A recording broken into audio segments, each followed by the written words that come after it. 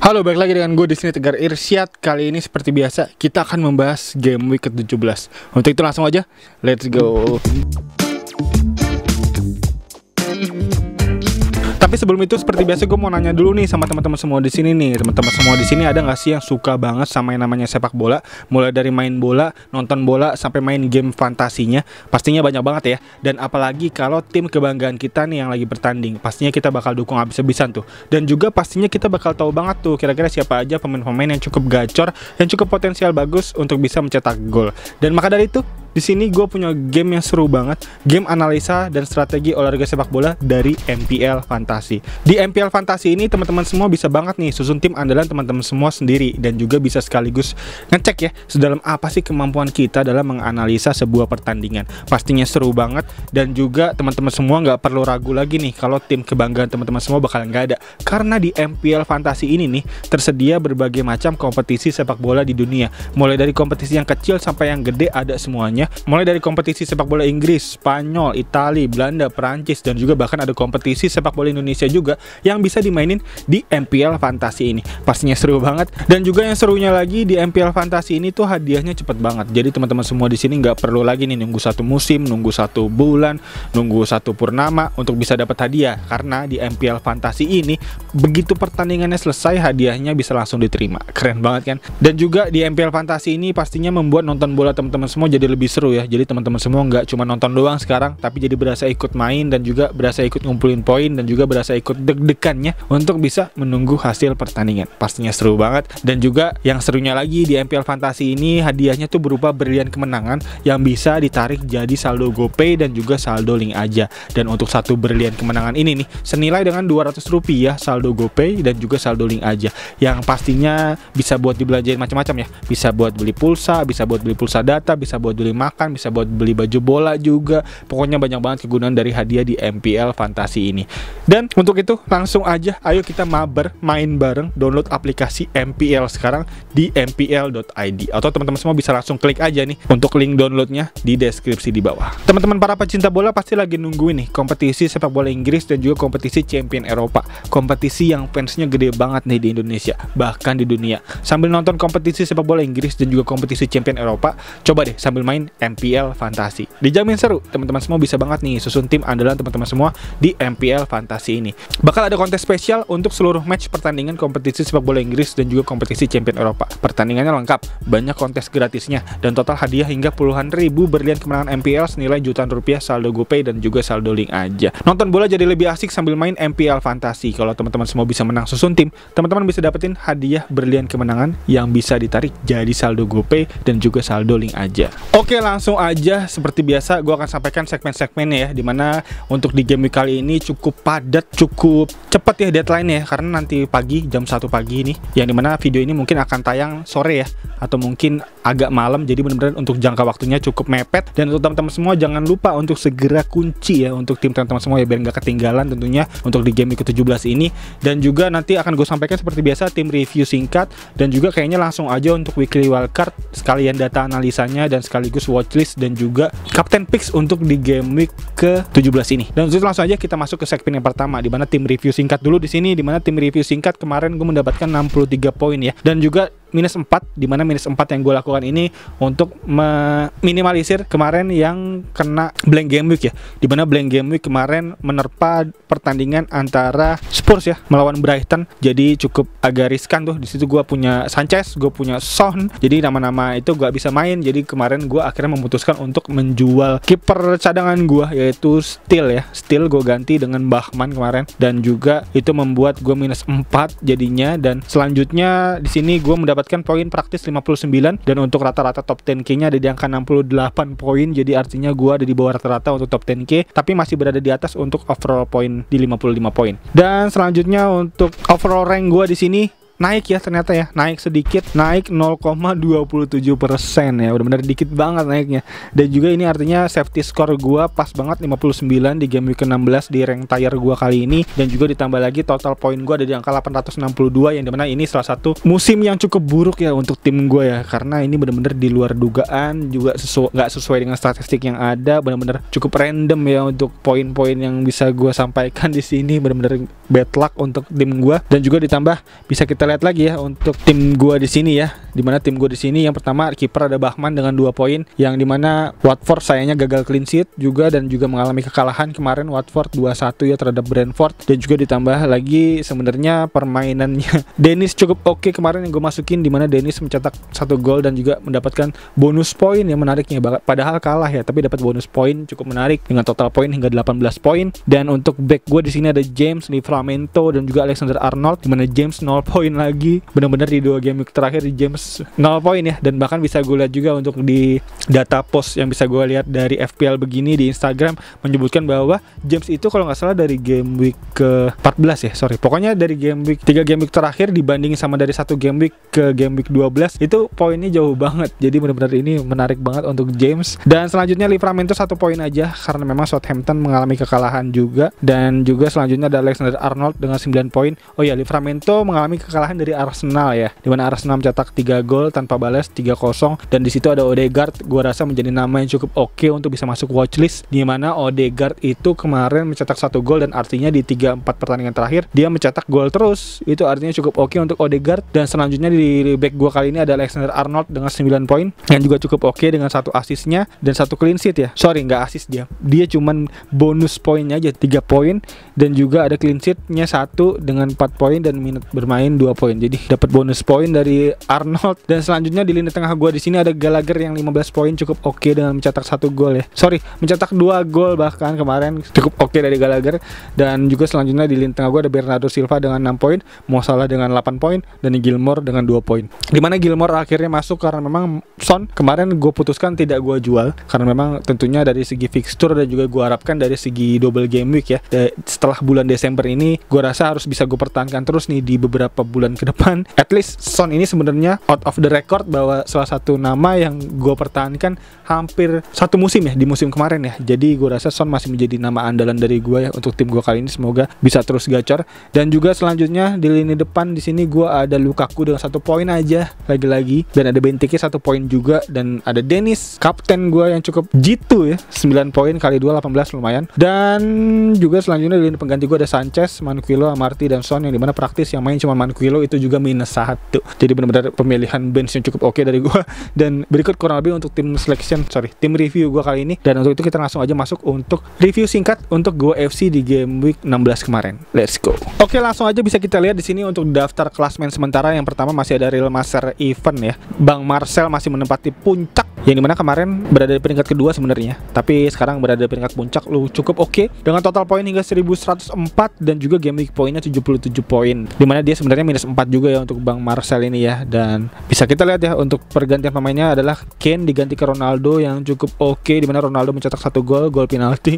Mantap Bang Marcel. Dan juga di nama kedua di sini ada W Plus Bang Gede Kencana dari FPL begini. Mantap jiwa, peringkat kedua sekarang dengan perolehan poin 81 poin ya di game kemarin ya, dan telah mengumpulkan total hingga 1101 poin, yang artinya hanya berselisih 3 poin aja dari pemuncak klasmen. Gila, mantap. Dengan kaptennya Mo Salah juga. Dan di nama ketiga di sini ada Bang AB14 dengan poin 92. Mantap, dimana 92 menjadi poin tertinggi ya di 3 besar kali ini, dan dengan perolehan total poin hingga 1097. Gile, hanya berselisih 4 poin juga dari Bang Gede, yang artinya berselisih 7 poin dari pemuncak klasmen. Jadi cukup sengit tuh ya di 3 besar ini ya. Dan untuk kaptennya di sini menarik, ada Ronaldo dia kapteninnya. Cukup mantap Bang AB. Dan berikut untuk tim review singkat dari gua dan juga Go FC review singkat untuk papan klasmen sementara. Dan langsung aja kita masuk ke segmen berikutnya untuk weekly wildcard, data analis yang bisa gue sampaikan, dan watchlist, dan juga captain picks, dan juga tim selection singkat untuk di game week 17 besok untuk tim gue Rainbow FC. Dan untuk itu langsung aja let's go. Oke, langsung aja kali ini kita akan masuk ke weekly wildcard di game week ke-17 ya. Di sini gue ada susun untuk tim terbaik best 11 untuk di game week ke-17 ya, versi gue ya. Dimana di sini gue juga ambil datanya dari understart.com juga, dan udah gue rangkum lagi untuk datanya secara komprehensif ya tentunya. Dan untuk datanya mungkin bisa teman-teman lihat nanti nanti linknya di deskripsi di bawah, nanti gue taruh di notepad kali ya. Dan juga selanjutnya langsung aja dari kiper dulu ya, dimana kiper di sini bisa teman-teman lihat, nanti gue taruh di layar untuk susunan tim line up-nya. Dimana yang pertama ada Sanchez, dimana Sanchez menjadi salah satu kiper yang bisa gue bilang untuk potensi clean sheet-nya cukup tinggi di game week ke-17 ini ya. Karena kita bisa lihat ya, untuk Brighton ini sebenarnya untuk cara statistik timnya cukup oke, dimana Brighton menempati urutan keempat untuk urusan base XGC tim, expected kebobolannya cukup oke, yang dimana di peringkat pertama ada Man City tentunya paling oke untuk pertahanan, dan kedua ada Liverpool, ketiga Tottenham Hotspur, dan keempat ada Brighton ini nih. Dan juga Brighton ditambah lagi akan menghadapi Wolverhampton, dimana Wolverhampton sendiri untuk peringkat XG-nya, artinya untuk penyerangannya berada di peringkat ke-19, artinya berada di 2 terbawah untuk urusan penyerangan ya. Dan bahkan bisa kita lihat juga ya, untuk di 5 pertandingan terakhir Wolverhampton ini hanya mencetak 1 gol aja, dan juga 1 golnya itu dicetak oleh Jimenez, dan Jimenez sendiri bisa kita tahu untuk di game week besok nggak bisa main karena kena kartu merah juga. Dan itu artinya apa? Artinya Brighton memiliki potensi cukup tinggi untuk urusan clean sheet, dan itu artinya di sini gue mengambil ya 2 nama yang cukup oke di sini untuk potensi clean sheet yang cukup tinggi. Ada Sanchez dan ada Lamptey, dimana Lamptey sendiri bukan hanya soal clean sheet tapi soal asisnya juga cukup oke, dan itu 2 nama yang bisa gue masukin tentunya di tim line up base 11 kali ini dari Brighton tentunya. Dan selanjutnya di 3 nama lagi untuk sisi defender ada Alexander-Arnold, Diaz, dan James, dimana Alexander-Arnold tentunya gue masukin karena memang dari data analisanya juga cukup oke, ditambah dia akan menghadapi Newcastle, dimana Newcastle sendiri untuk rank XGC-nya cukup rendah, artinya untuk kemungkinan kebobolannya cukup tinggi, berada di peringkat ke-15 untuk pertahanannya. Dan itu artinya apa? Artinya Arnold untuk potensi asisnya bisa kembali berlanjut ya. Dan bisa kita lihat juga untuk Arnold ini masih menjadi nama yang cukup tinggi untuk perolehan expected asisnya ya sejauh ini ya, dengan total asis juga 3 asis ya dari 4 pertandingan terakhir, jadi cukup oke banget. Dan ditambah lagi untuk fixturenya ke depan, Liverpool ini juga cukup oke dengan menghadapi Newcastle, Spurs, dan Leeds United. Dan juga itu artinya Alexander-Arnold nggak boleh ketinggalan, ditambah lagi dia juga memiliki effective ownership yang tinggi juga, dan itu tentunya harus menjadi pemain wajib untuk di base 11 kali ini. Dan selanjutnya di nama ketiga ada Diaz, dimana Ruben Diaz masuk ke daftar base 11 gua karena memang City masih menjadi daftar nama tertinggi ya untuk perolehan XGC tim terbaik ya, dimana XGC tim terbaik City ini ada di angka 1,9, dan dia akan menghadapi Leeds United yang berada di peringkat keempat untuk urusan XG-nya, yang dimana artinya sebenarnya cukup oke untuk Leeds United. Tapi memang dari segi Man City ini bisa kita lihat ya, dari pertandingan terakhir juga cukup kokoh untuk pertahanannya, jadi gue rasa untuk potensi clean sheet-nya masih tinggi banget dari City tentunya. Dan itu artinya gue harapkan dari poin clean sheet untuk Diaz bisa menjadi poinnya cukup oke untuk tim wildcard kita kali ini.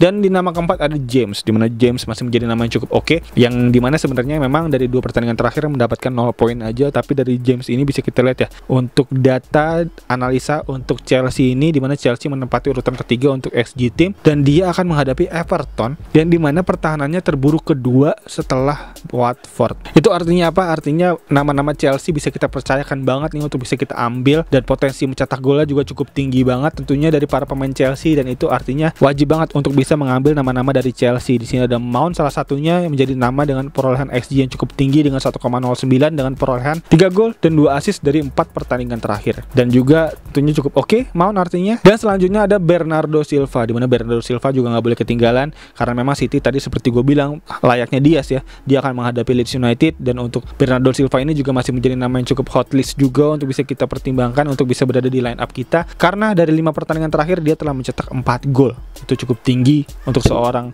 pemain tengah seperti Bernardo Silva. Dan juga Bernardo Silva ini salah satu pemain yang kita nggak perlu khawatirkan gitu dari segi roulette-nya, karena memang Bernardo Silva masih dipercaya oleh Pep Guardiola dari game week kedua sampai di game week ke-16 kemarin masih menjadi starting line up untuk Man City. Jadi Bernardo Silva kayaknya cukup oke, masih cukup oke untuk bisa kita percayakan di line up kita kali ini. Oke, selanjutnya di sini gue ada Son, dimana Son masih menjadi nama yang cukup oke karena memang dia dari segi statistiknya juga cukup oke ya. Dimana Tottenham Hotspur akan menghadapi Leicester City, dimana Leicester City sendiri berada di peringkat 3 terbawah ya untuk urusan pertahanannya. Jadi untuk potensi Son mencetak gol dan Harry Kane mencetak gol juga cukup tinggi. Dan juga tentunya ada satu hal yang perlu kita khawatirkan dari Son ini ya, yaitu adalah potensi resiko kembalinya di postpone untuk pertandingan Spurs. Dan bisa kita lihat ya, untuk pertandingan Spurs ini di 2 pertandingan terakhir udah dipospon, di pertandingan Conference League dan juga di pertandingan kompetisi Inggris terakhir melawan Brighton dipospon. Dan itu tentunya masih mengkhawatirkan apakah di pertandingan nanti akan dipospon lagi apa enggak, perlu kita nantikan lagi di beberapa jam sebelum game week dimulai ya. Karena kabar terakhir juga menyebutkan ada Manchester United ya yang kembali dipospon yang melawan Brentford. Ini menjadi korban kedua COVID varian baru, COVID varian Omicron. Jadi harus kita pertimbangkan apakah kompetisi Inggris akan kembali dipospon seperti di 2020. Hal yang cukup mengerikan dan cukup mengkhawatirkan tentunya untuk bisa kita lihat lagi ya untuk di beberapa game week ke depan. Dan selanjutnya ada Mo Salah, di mana Mo Salah masih menjadi pemain yang cukup wajib ya untuk bisa kita gunakan karena tentunya masih menjadi pemain yang ownership-nya cukup tinggi dan juga ditambah menjadi pilihan kapten yang cukup aman di game week besok. Dan juga tentunya bisa kita lihat statistiknya ya, di mana telah mencetak 4 gol dan 2 assist dari 4 pertandingan terakhir. Ditambah Liverpool akan melawan Newcastle yang berada di peringkat 15. Untuk urusan pertahanannya gue rasa potensi mencetak golnya tinggi banget nih dari Liverpool. Jadi cukup oke, Salah bisa kita percayakan. Dan selanjutnya di lini depan kali ini gue ada Dennis, di mana Dennis menjadi ujung tombak gue untuk di best 11 line up kali ini. Di mana Dennis berbanding terbalik ya dengan King ya, di mana King masih menjadi perdebatan hangat di game week kemarin, King atau Dennis,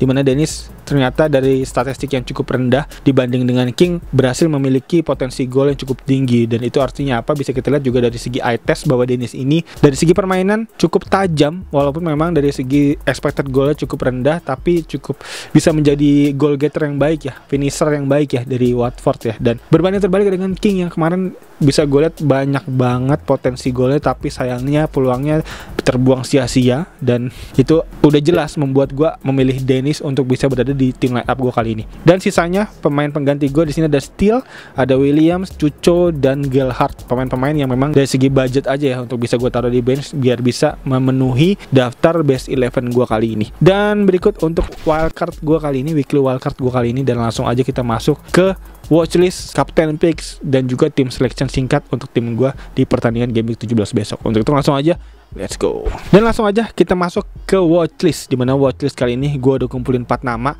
Yang pertama di sini gue ada Mason Mount, di mana Mason Mount menjadi nama yang cukup oke, dan juga bisa kita lihat ya di 3 match terakhir dia telah mencetak 3 gol dan 2 assist, dan juga plus dia menjadi pemain kepercayaan Tuchel di 3 pertandingan terakhir. Jadi Mount masuk ke watchlist gue kali ini cukup oke. Dan selanjutnya di nama kedua ada Dennis, di mana Dennis menjadi nama yang cukup oke masuk ke watchlist gue di peringkat kedua, yaitu karena dia telah mengumpulkan data statistik yang cukup oke di 5 match terakhir, yaitu telah mencetak 4 gol dan 3 assist ya, dan menjadi andalan utama dari Watford tentunya untuk mencetak gol. Dennis di nama kedua. Dan di nama ketiga kali ini watchlist gue kali ini ada Odegaard, di mana Odegaard pemain Arsenal, ini mana dari statistiknya diam-diam menghanyutkan nih. Di 3 match terakhir dia telah mencetak 1 gol, artinya telah mencetak 3 gol masing-masing dari 3 pertandingan terakhir, dan plus dia menjadi pemain andalan dari Arteta ya di 3 pertandingan terakhir ya, 90 menit terus. Dan juga di nama keempat untuk watchlist kali ini gue ada Sterling, di mana Sterling mulai menjadi nama yang kembali ya untuk performanya ya seperti sedia kala ya, dan juga telah mencetak 3 gol dan 1 assist dari 5 pertandingan terakhir, dan juga telah bermain terus ya dari 3 pertandingan bersama